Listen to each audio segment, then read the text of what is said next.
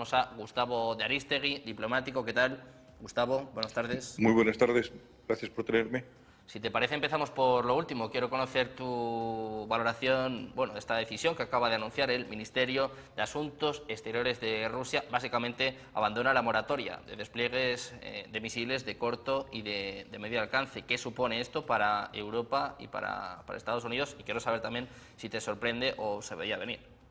Dentro de la preocupación que puede generar en la opinión pública, incluso entre expertos o cancillerías en el mundo entero, hay que decir con toda claridad que es más retórico que otra cosa. No olvidemos que casi todos los acuerdos y tratados de limitación de armas nucleares, tanto estratégicas como tácticas, bueno, los rusos jamás se han sometido a ningún tipo de restricción sobre armamento nuclear táctico, pero sobre los misiles de corto y medio alcance o los misiles intercontinentales balísticos, los famosos tratados SALT o START, bueno, pues hacía muchos años que no los habían cumplido en absoluto. No olvidemos que Rusia tiene en este momento nada lejos de 5.000 cabezas nucleares, que no se han reducido prácticamente nada a lo largo de las últimas 3 décadas, y que las amenazas de Medvedev no dejan de ser un poco el perro de presa, en fin, perro de presa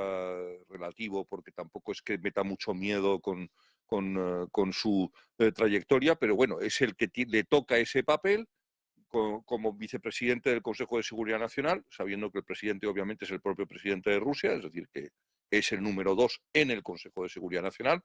No olvidemos que Medvedev tuvo algunos momentos un tanto complejos, porque cuando no se había modificado la Constitución y tuvo que ser presidente para permitir que pasara un mandato presidencial sin que Putin fuese presidente, para que él pudiese volverse a presentar a las elecciones, se le subió un poco a la cabeza y eso no le gustó mucho al jefe, que desde entonces lo ha tenido un poco aparcado. Y justamente por eso quizá Medvedev sea una de las voces más exageradas, más agresivas, es más putinista que Putin. En fin, no voy a quitarle hierro al asunto, ni le voy a quitar ningún tipo de gravedad al riesgo que puede suponer o la amenaza que supone. Sin embargo, tengamos las cosas muy claras. Eh, Aunque la doctrina de destrucción mutua asegurada no tiene una eficacia real en conflictos regionales, ambas grandes potencias militares, aunque Rusia no lo sea económica, tiene un PIB más pequeño que el de Italia y no muy lejos del de España, sí es una gran potencia militar. Hombre, en Ucrania está demostrando ser una gran potencia militar con ciertos problemas bastante gordos, porque un país mucho más pequeño, con un ejército mucho más pequeño y mucho peor armado, lo está manteniendo a raya. Es verdad que con ayuda occidental y habiendo ganado Ucrania el espacio aéreo con cazas de tercera generación, todo se ha dicho, occidentales e incluso rusos. Dicho sea esto, a mí lo que más me preocupa de todo esto no es tanta la bravuconada de Medvedev como que las cosas puedan salir de madre. No olvidemos además que el problema de Rusia es un problema mucho más profundo que eh, que el actual intento de estirar el chicle y de tratar de llegar como sea a esa fecha mágica que no sabemos muy bien por qué el FSB intentó inculcarle al presidente Putin como la mejor para poder desengancharse de la guerra de Ucrania, cuando le decían no nos conviene a los rusos declarar la paz o aceptar un alto el fuego antes de enero del 26. Y en efecto, bueno, esto era allá por marzo, y ya estamos corriendo el mes de agosto, se nos echa encima el final de año muy cerca. Entonces, cuando eso ocurra, es posible que finalmente acepte el alto el fuego Rusia. Pero seamos muy claros, Rusia tampoco es una potencia suicida. Son 165 millones de habitantes, es verdad que es el país más extenso del mundo, pero como decía yo, la teoría de la destrucción mutua asegurada sigue valiendo para este enfrentamiento entre las dos grandes potencias militares del mundo. Estados Unidos puede inmediatamente responder. Esta cuestión del acercamiento de dos submarinos lanzamisiles a las costas rusas es una cuestión puramente simbólica. No olvidemos que un submarino lanzamisiles, los misiles que se lanzan desde los submarinos se les conoce por la sigla en inglés SLBM, Sea-Launched Ballistic Missile, que pueden ser desde miles y miles de kilómetros de distancia. Pueden alcanzar Moscú estando estacionados en el Atlántico Sur o en el Pacífico, más o menos el Pacífico Sur, en las costas de Sudáfrica, por ejemplo, porque obviamente tienen una, una, una limitación de recorrido evidente, es decir, tantos miles de kilómetros los misiles. Son secretos, ¿eh? O sea, no se sabe exactamente cuánto puede recorrer un misil balístico estadounidense. Y después, obviamente, el problema que tenemos es que cuando se acaben quitando los guantes algunas de las potencias rusas, se los quitó con Ucrania hace mucho tiempo, el problema que nos podemos acabar encontrando es que si las cosas le van mal en el campo de batalla y ahora con los crecientes éxitos en el ámbito aéreo y de apoyo a las tropas terrestres de la Fuerza Aérea Ucraniana, a pesar de los disparates de política interna que están cometiendo con los enfrentamientos constantes, que no vamos a entrar en ellos ahora, ya los he analizado en otras ocasiones en esta televisión.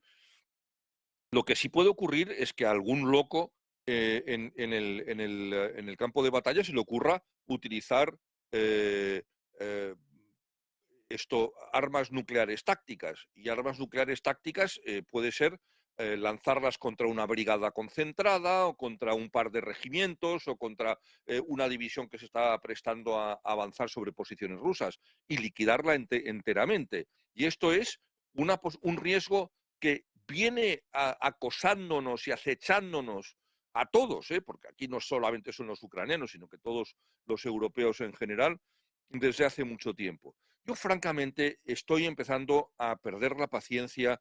Soy una persona normal y equilibrada, pero estoy empezando a perder la paciencia con aquellos que dicen que Rusia no es una amenaza, que Rusia no es la causante de este problema que vivimos hoy.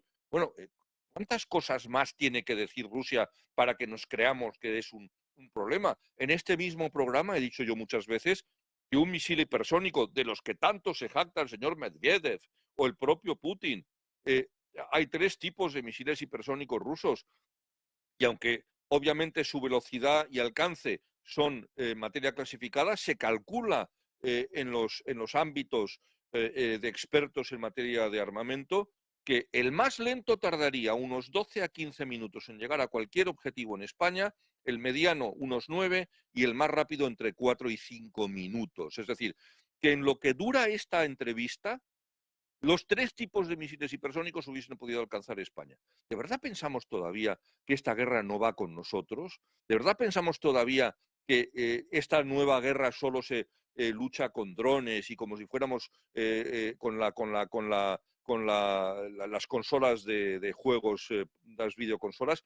Francamente, creo de verdad que tenemos que ser un poquito más responsables y darnos cuenta que el mundo está al borde de algunos problemas muy serios.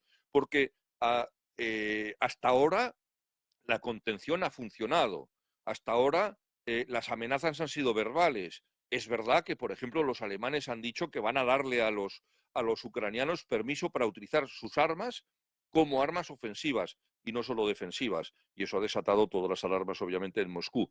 Pero la verdad es que hasta que no les habían dado permiso para utilizarlas como armas ofensivas, los avances de las tropas rusas dentro de Ucrania eran constantes desde la llegada a la Casa Blanca del presidente Trump, que se ha dado cuenta que aunque le pueda parecer que puede entenderse con personajes como Putin, pues que es muy difícil entenderse como un personaje como Putin porque Putin cree que puede torear a cualquier presidente de los Estados Unidos y a cualquier dirigente occidental porque sabe o cree que sabe mucho más que ellos de política y geopolítica porque lleva toda la vida en esto. Antes de ser presidente, y lleva 25 años siéndolo porque el momento en que fue primer ministro era como una broma, era el presidente en funciones, a pesar de las veleidades y las ínfulas que le entraron a Medvedev eh, de otro tipo, pero ya vemos por qué, el personaje es lo que es. Estamos viendo claramente que él cree que puede claramente engañar, torear y sacar ventaja de esta situación verdaderamente explosiva. Y yo, francamente, creo que después de esta guerra se me antoja muy difícil que Rusia quiera parar aquí. se me antoja muy difícil. Yo veo con los días contados el régimen en Moldavia.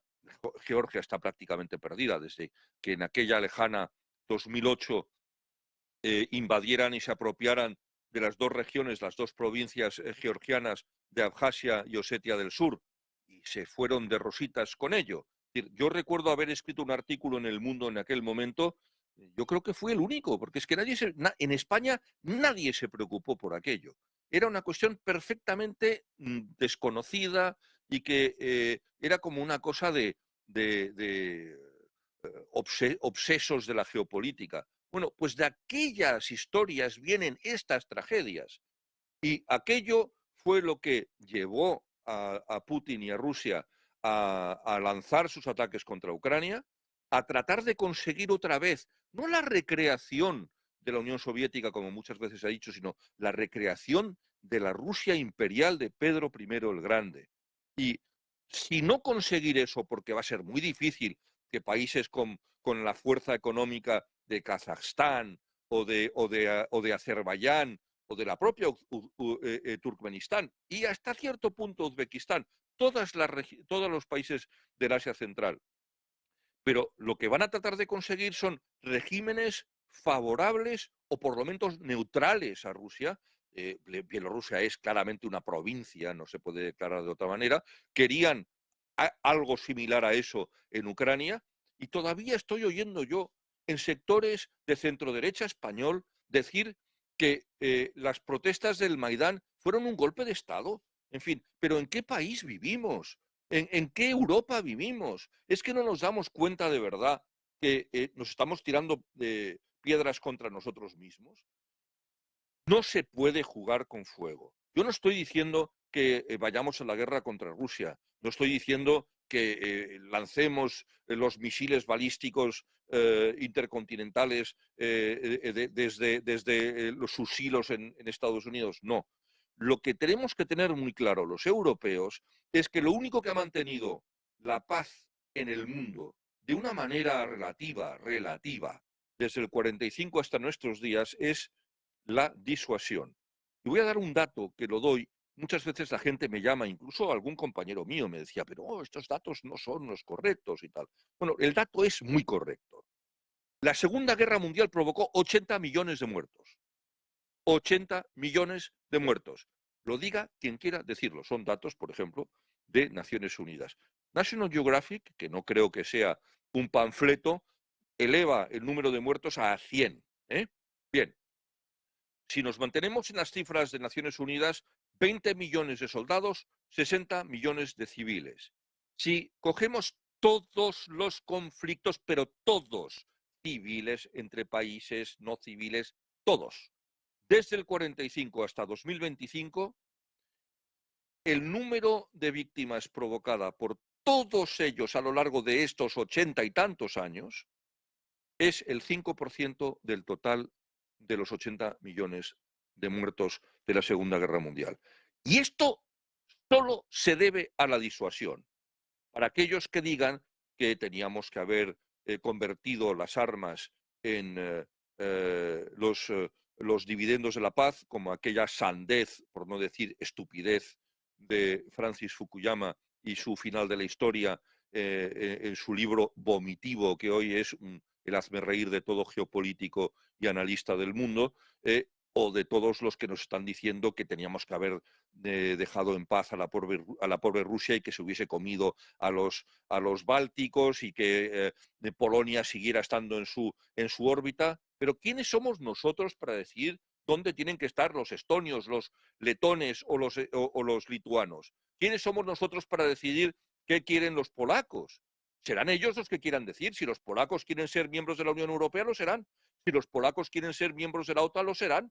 Los españoles, los franceses, los italianos y desde luego los opinadores de salón y de barra de bar no tienen nada que decir para sustituir la voluntad de los pueblos soberanos que querían separarse del oso ruso, del oso soviético, y para aquellos que dicen que nos hemos equivocado de enemigo cuando se derrotó el comunismo y pensamos que los rusos seguían siendo el enemigo, ese no es el problema. El problema es que el comunismo soviético adoptó el nacionalismo ruso para tratar de infundir furor patriótico a los guerreros que tenían muy poco furor patriótico en el 43, y por eso pues Stalin revivió algunas expresiones del pasado imperial, como por ejemplo Rodina, madre patria, y desde luego tildó a la guerra contra los nazis de gran guerra patriótica, que es como se sigue llamando hoy. Bueno, todo esto no es casualidad,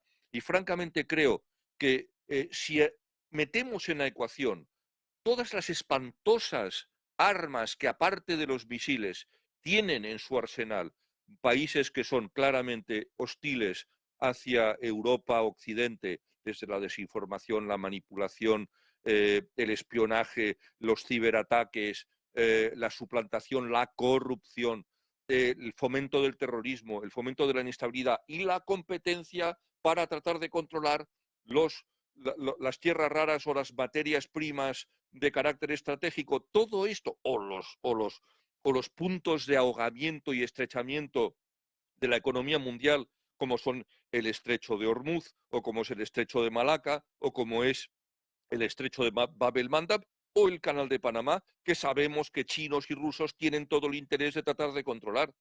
Por ejemplo, la intención clara, manifiesta, que ve cualquiera que lea periódicos internacionales en cualquier día del año, del intento chino y ruso de manipular la voluntad de los groenlandeses, porque quien controla Groenlandia controla la vía marítima del Ártico, significa la salida sin ningún tipo de impedimento de las flotas rusas de la zona de Poliarny, Murmansk, que ahora con el cambio climático tienen acceso casi todo el año al mar, y obviamente van más hacia el oeste, hacia el norte, bajan por la costa este de Groenlandia, y si Groenlandia es un país favorable, pueden sorprender perfectamente a Canadá, Estados Unidos, y encerrar a los europeos desde el oeste, y eso sería un desastre, se mire como se mire. Porque hoy las flotas rusas están encerradas, están controladas. Desde Vladivostok están controladas por Japón. El mar de Japón es un lago.